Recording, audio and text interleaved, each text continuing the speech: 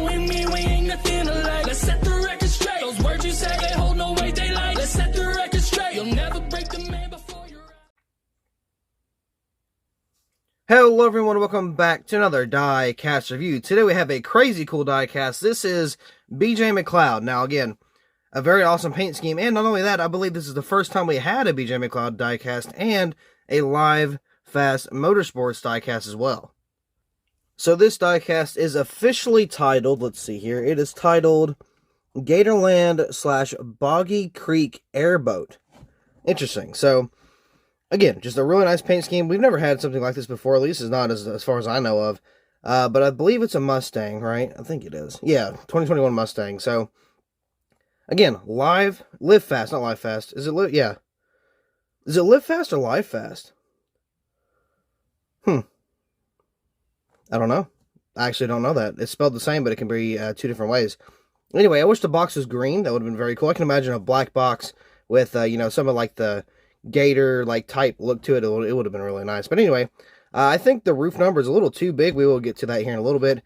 I think this is a diecast that will be pretty rare along the road. I feel like, I don't know, maybe within 6-7 months to a year, this could be a easy $30 diecast. I mean, possibly. It's either going to be overproduced or underproduced, like they normally are. But I mean, you never know. It could be something very rare or very common. Either way, I was not taking the chance to miss out on this bad boy, so I went ahead and got it while I could. And I suggest you do the same thing if you did not already get it yourself. This makes a perfect paint scheme for anybody that has a current stop motion series, because brand new race car, brand new driver, it just would have been a pretty good field filler, to be honest. So I am not doing the stop motions right now, so I will not be able to use this diecast, but I still got it for the collection, because, yeah, again, this is a fantastic paint scheme. I really like the teeth going down the side, but we'll have to take a closer look at that here in just a few seconds. Now, I see this box, and I'm kind of worried that it's not going to open very well, because it is, like, folded in, so we're going to have to see if we can do that carefully and safely to not rip the box open. Here's the diecast out of the box, and right away I noticed the Plan B Sales logo, or Circle B diecast, right there, so on the corner panel. This is probably why it was made. If you don't know, the reason why we get all these truck diecast and like 80% of them are just Circle B diecast, that's why. Because Circle B will help get these diecasts made and help them get them produced. So that's why you can have a shipment of, let's say, like a Jordan Anderson truck, 2 Haley Deegans, and like 6 or 7 Circle B diecast paint schemes. That's because they actually help get these cars produced, or trucks, whatever. And it's actually really cool. So, like, if it wasn't for Circle B diecast, we wouldn't get a lot of paint schemes like this one. We wouldn't get a lot of cool, like watermelon paint schemes from Chastain. We wouldn't get a lot of, like patriotic cars or trucks, I guess. We wouldn't get a lot of things without Circle B diecast kind of chipping in. So, very nice that they are able to do that, because it helps a lot of people's collections grow. Now, the reason things get canceled, apparently not a lot of people know this either, but the reason things get canceled if they are offered is because there is not enough pre-orders. People do not pre-order, and it doesn't get made. Now, I do complain about some of the ones getting, DNP'd, but I don't pre-order, so, I can't really say too much. I only don't pre-order because I'm afraid something's going to go wrong, and I'm going to lose some money in something, or something like that. That's the only reason why I wait until these cars are actually produced.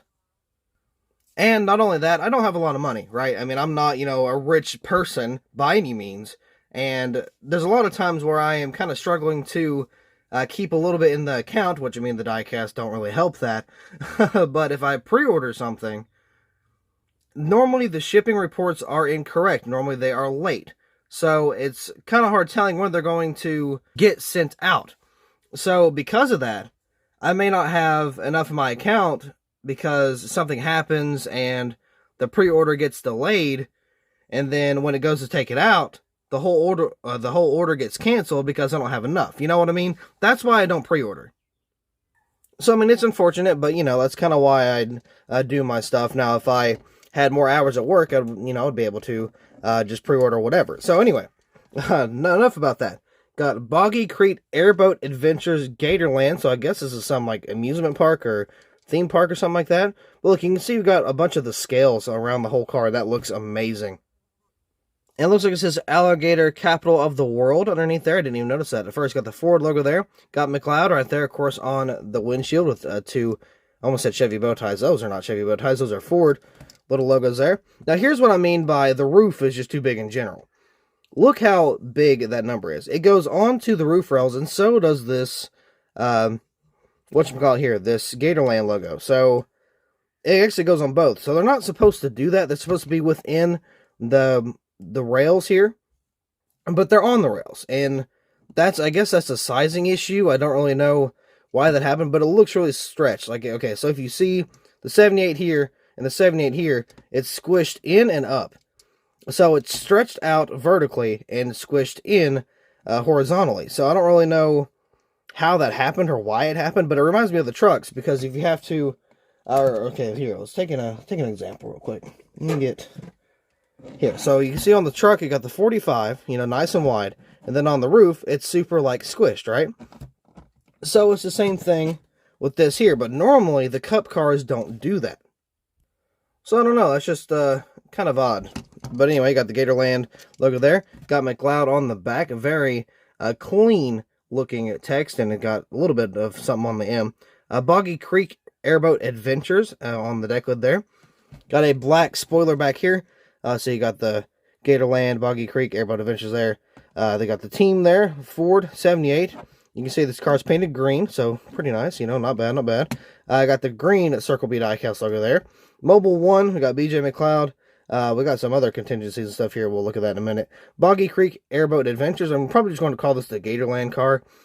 Because, it's normally what it's, or mainly what it's looked at. And it might be a little too big or a little too much for the title. So we might have to trim it down just a minute. Or just a few seconds, I guess. So, let's see. Ford. God, I can't tell. It's kind of a... Wow, I can't tell what any of those are. Wow, that's kind of weird. I don't recognize any of those other than Ford. There's BJ McLeod there. I know that. There's a little bit of red too. I can kind of see on the B post. It's really hard to tell with the detail, because he's got all the black lines and the green chunks. It's kind of hard to tell. You can see imperfections there on the skirt and stuff, which, I mean, it's not a huge deal, but we got the row of teeth going all the way down the side. I wish it was kind of behind the 78 too. That looked pretty nice. We got just teeth going all the way to the top there. Looks really good. Of course, it's got that gator look to it. I don't know what that logo is there, the little C-looking thing, but there's Mechanic Square and Wix beside it. So you got the NASCAR Race Car, NASCAR Cup Series, you got Goodyear. So you got the Sunoco 78 on the front end.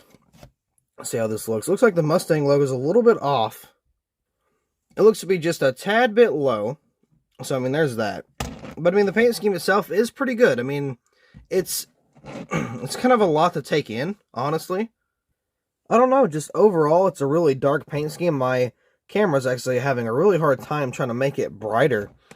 So, I mean, it's hard to explain. Like, it's a cool concept, I will say. It's a very nice looking design, but it's so dark with more dark colors, because, like, it's got a dark 78, it's got a partially dark logo on a dark car.